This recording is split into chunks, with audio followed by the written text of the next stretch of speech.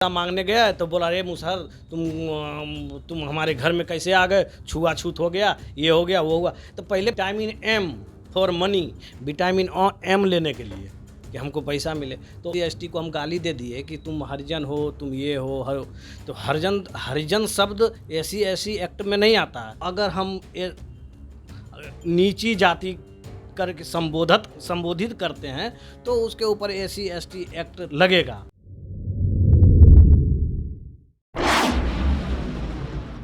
नमस्कार, कशिश न्यूज़ में आपका स्वागत है। मैं हूं अंकिता सिंह। वकील मंत्रा में हर नए टॉपिक के साथ आपके पास आते हैं और एक नए विद्वान वकील से मिलवाते हैं और आपके जो समस्या होती है उससे हम रूबरू कराते हैं और उससे निजात पाने के लिए एक नया रास्ता खोजते हैं। हमारे साथ इस वक्त बात करने के लिए हाई कोर्ट के अधिवक्ता दिनकर दुबे जी मौजूद है। सबसे पहले तो कशिश न्यूज़ में आपका स्वागत है। स्वागत है, बताइए। आजकल एक बड़ा समस्या सबके सामने आ गया है कि अगर पर्सनल कोई विवाद हो तो उस विवाद को नया रूप दे देना है, SC/ST एक्ट में उसे फंसा देना है। तो ऐसे में SC/ST एक्ट जो है उसे कैसे लोग बचे, क्योंकि वो बेहद संगीन आरोप भी लग जाते हैं और लोग परेशान हो जाते हैं, कोई उपाय नहीं बचता है क्योंकि उसे यूँ कह ले तो उस FIR में उन्हें बेल भी नहीं मिलता है। SC/ST एक्ट में पहले बेल मेंटेनेबल था, एंटीसिपेटरी, कि बाहर से बाहर जमानत मिल जाता था। लेकिन सुप्रीम कोर्ट में इन्होंने इसको अमेंडमेंट कर दिया और एंटीसिपेटरी नॉन मेंटेनेबल कर दिया है कि जब तक आप सरेंडर नहीं कीजिएगा आपको बेल नहीं मिलेगा। अब रही बात कि SC/ST को बढ़ावा देने के लिए या उसका मनोबल को कम करने के लिए ये ऐसा नहीं किया गया, इसका दुरुपयोग हो रहा है बहुत ज़्यादा। उसका नियम है, SC/ST का नियम है कि SC/ST सेक्शन लगेगा कब। अब किसी को हम गाली दे दिए, SC/ST लग गया। किसी SC/ST को हम गाली दे दिए कि तुम हरिजन हो, तुम ये हो हर। तो हरिजन शब्द SC/ST एक्ट में नहीं आता है। महात्मा गांधी ने भी कहा था हरिजन, तो हरिजन कहने से SC/ST एक्ट तो नहीं लग गया। हरिजन शब्द तो अच्छा शब्द है भाई।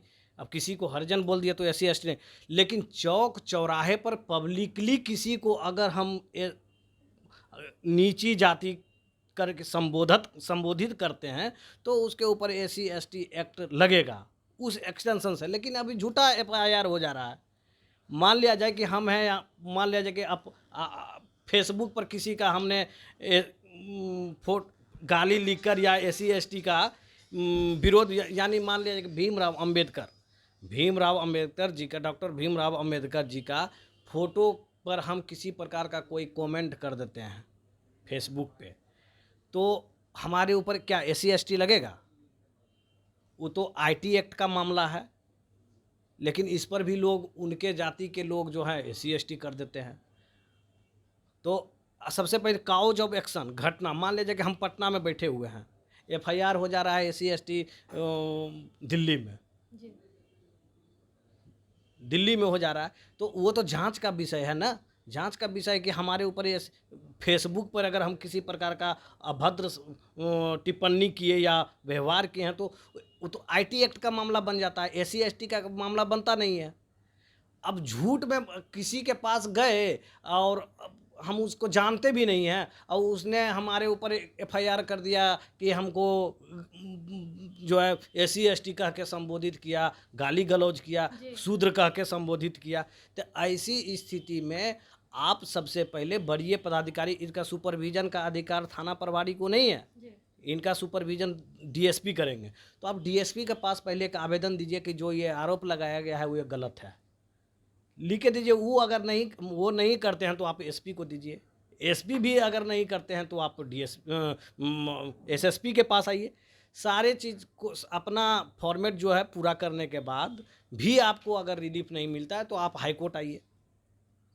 हाई कोर्ट में क्या प्रक्रिया? हाई कोर्ट में आपको रीट करना होगा आर्टिकल 226 में। 226 में रीट उसके ऊपर होगा।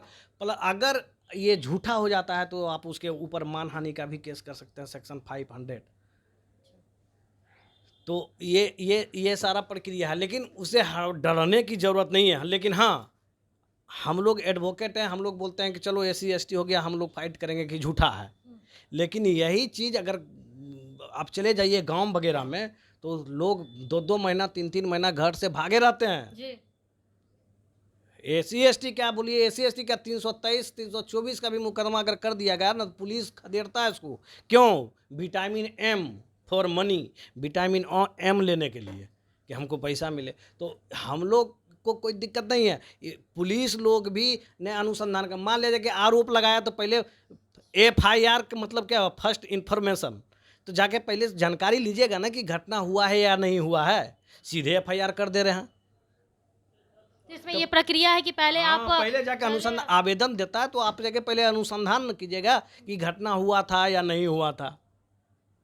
अब कोई ये बैठा हुआ है पटना में, कोई बैठा हुआ है पटना में और FIR हो जा रहा है कहीं और, तो आप पता कीजिएगा ना कि वो आदमी है या नहीं है। धमकी दिया, मान लीजिए कि किसी SC ST लोगों को वो बोलता है कि हमको जान से मारने की धमकी दिया, हमारा इतना पैसा बकाया था, पैसा मांगने गया तो बोला अरे मुसहर तुम हमारे घर में कैसे आ गए, छुआछूत हो गया, ये हो गया वो हुआ। तो पहले पैसा मांगने गया था कि नहीं गया था, ये तो जानकारी लेना है। जानकारी उनकारी कुछ नहीं लेना है। थाना को पैसा दे दीजिए, FIR ले लेगा।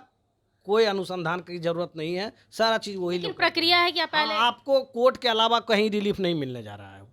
आप कोर्ट लेकिन में जैसे FIR हो जाता है तो FIR के लिए कोई आवेदन देते उससे पहले इन्वेस्टिगेशन करना होगा क्या? आवेदन कोई भी आवेदन ये है नहीं, ऐसा नहीं है कि आप सिर्फ SC ST के बारे में बता रहे हैं।